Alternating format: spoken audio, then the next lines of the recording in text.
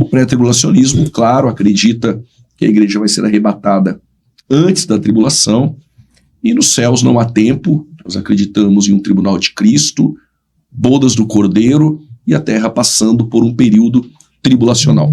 Pastor Elias, para a gente fechar sobre o tribunal de Cristo, como o senhor vê essa questão da tristeza? O senhor acredita que vai haver um sentimento para aqueles que não receberam o galardão? Ainda que de forma bem sucinta e lacônica, nós queríamos te ouvir aqui. Sem entrar nesse embate, sim. Se haverá ou se não haverá, mas eu gostaria de trazer aquilo que eu penso ser possível. E o que eu penso ser possível é que não haverá essa tristeza. E vou apresentar aqui algumas razões para que mostrando que não há um motivo para estarmos tristes. Bom, primeiro, que no céu só entrarão os vencedores. O simples fato de você ser um vencedor já é razão suficiente para você se alegrar, porque afinal de contas, depois de uma grande batalha, você foi vencedor. Só que no livro do Apocalipse tem promessas para todos os vencedores. Não haverá vencedor A, vencedor B. Não, todos são vencedores. Hipernical, mais que vencedores. E para os vencedores, depois eu quero ler algumas promessas. Só que eu quero trabalhar em primeiro lugar, dizendo o seguinte, que o que estará em questão de julgamento no tribunal de Cristo não é a pessoa, porque senão aí vira trono branco. Que muitas vezes as pessoas confundem achando que são as pessoas que serão julgadas. Não, são as suas obras que estará em questão. Aquilo que você fez, e não você. Você não está em questão. Então, primeiro fato. Então não é você. Segundo ponto. Eu penso que todos receberão recompensas. Porque se todos não receberão, Apocalipse 3,11 diz o seguinte: guarda o que tem para que ninguém tome a tua coroa. Ora, se você chegou lá, você guardou. Se você chegou lá é porque você guardou. Você venceu. Então, de cara, você já tem uma coroa. Aproveitando um gancho do pastor Ivan, onde ele disse que 1 Coríntios capítulo 9, 24 a 27, ali significa santificação, que é a coroa incorruptível, para aqueles que se santificaram. Agora, será que só alguns se santificarão? De acordo com Hebreus capítulo 12, versículo 14, olha o que diz ali o Espírito Santo. Segui a paz com todos e a santificação, sem a qual ninguém verá o Senhor. Ora, se eu sou vencedor, se eu teria o privilégio de ver o Senhor face a face, é o sumo bono do cristianismo, e eu o verei face a face. Emendando com isso, 1 de João, capítulo 3, versículo 2, porque ainda não é manifesto o que havemos de ser. Mas quando ele se manifestar, seremos semelhantes a ele, porque do jeito que ele é, nós o veremos. Então é fato que eu me santifiquei. Então se a coroa é pela santificação, todos que chegarem lá é porque se santificaram, então terão também essa coroa incorruptível. E a santificação final, plena, é a glorificação. É a glorificação. Fomos salvos da culpa do pecado, estamos sendo salvos do poder do pecado e seremos salvos da presença do pecado.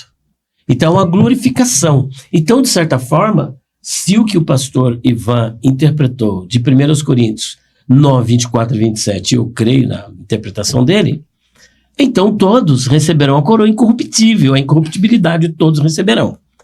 Tem ainda uma outra questão. A outra questão é a seguinte, são as bem-aventuranças, que nós iremos ler agora. As bem-aventuranças diz o seguinte aqui, nas bem-aventuranças. Capítulo 2 de Apocalipse, versículo 7, a primeira. Quem tem ouvidos, ouça o que o Espírito diz às igrejas. Ao que vencer, dar-lhe-ei a comer da árvore da vida que está no meio do paraíso de Deus. Ora, o que eu vou receber? Isso é para todos os crentes vencedores, que é o que vencer. Então, os que chegaram lá é porque venceram. Versículo 11. Quem tem ouvidos, ouça o que o Espírito diz às igrejas. O que vencer não receberá o dano da segunda morte. Outra recompensa. Versículo 17. Quem tem ouvidos, ouça o que o Espírito diz às igrejas. Ao que vencer, darei eu a comer do maná escondido e dar-lhe-ei uma pedra branca e na pedra um novo nome escrito, o qual ninguém conhece senão aquele que o recebe. Ainda, o versículo Deixa eu ver aqui, o versículo de número 26 e 27. E ao que vencer e guardar até o fim as minhas obras, eu lhe darei poder sobre as nações. Claro que o cumprimento disso será no milênio. E com vara de ferro as regerá. Capítulo 3, versículo 5. O que vencer será vestido de vestes brancas, e de maneira nenhuma arriscarei o seu nome do livro da vida, e confessarei o seu nome diante de meu Pai e diante dos santos anjos. Versículo 12. A quem vencer, eu farei coluna no templo do meu Deus, e dele jamais sairá.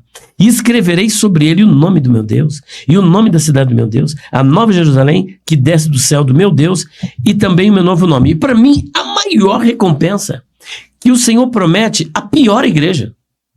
A pior igreja, que é a igreja de Laodiceia. Exatamente. Olha só o que ele promete para essa igreja de Laodiceia. Aqui é forte. Ao que vencer, lhe considerei que se assente comigo no meu trono. Quer prêmio maior do que esse? Quer recompensa maior do que essa? Quer glória mais do que essa? Sentar-se no trono. O capeta quis. Foi despejado do céu. Só que nós teremos esse privilégio. Glória a Deus. Olha só, ao que vencer, lhe considerei que se assente comigo no meu trono, assim como eu venci e me assentei com meu Pai no meu trono.